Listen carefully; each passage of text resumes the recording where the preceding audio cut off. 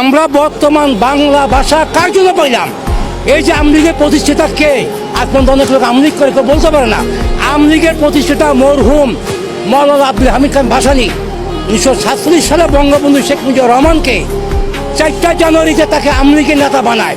1948 সালে 23 জুন শেখ মুজিবকে আমলিগের নেতা বানায়। শহীদ সরাদ্দি মওলানা আব্দুল হামিদ খান ভাসানী, শেরেবাগে ফজলুল হক। আমি একজন মুক্তিযোদ্ধা, পরিচয় দিই না।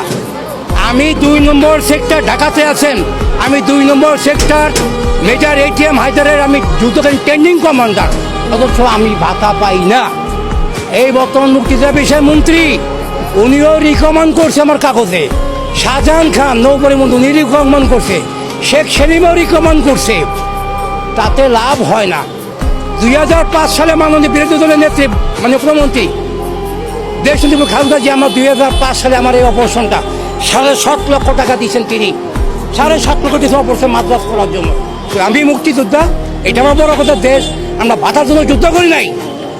বঙ্গবন্ধু 7 মাসে ভাষণ দিছে, 9 মাসে ভারত গেছে, 21 মার্চে বাংলাদেশে আসছে, 25 মার্চ রাত 12:20 তাকে গ্রেপ্তার করে পশ্চিম পাকিস্তান নিয়ে যায়। 25 মার্চে ভবভঙ্গি বলতে পারে না। আমি 2 নম্বর সেক্টর মেজর ATM হায়দারের নেতৃত্বে আমি যুদ্ধকালীন ট্রেনিং কমান্ডার। আমি একজন মুক্তিযোদ্ধা, আমার রিক্সার মধ্যে উঠছে।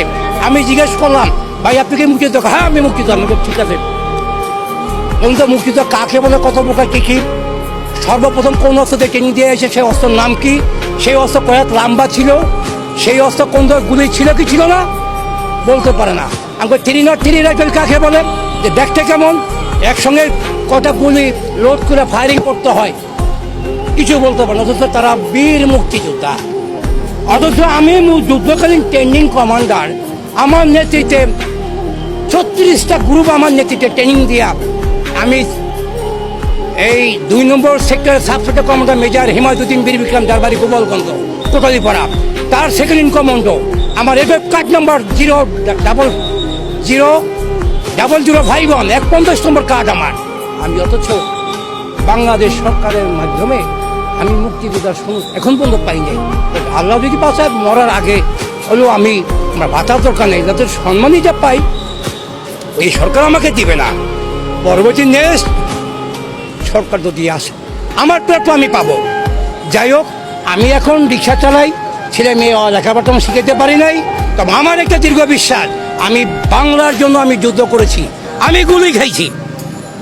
বঙ্গবন্ধু গুলি খান নাই, উনি পশ্চিম পাকিস্তান 9.5 মাস জেল খাটছেন, আমরা যুদ্ধ করছি।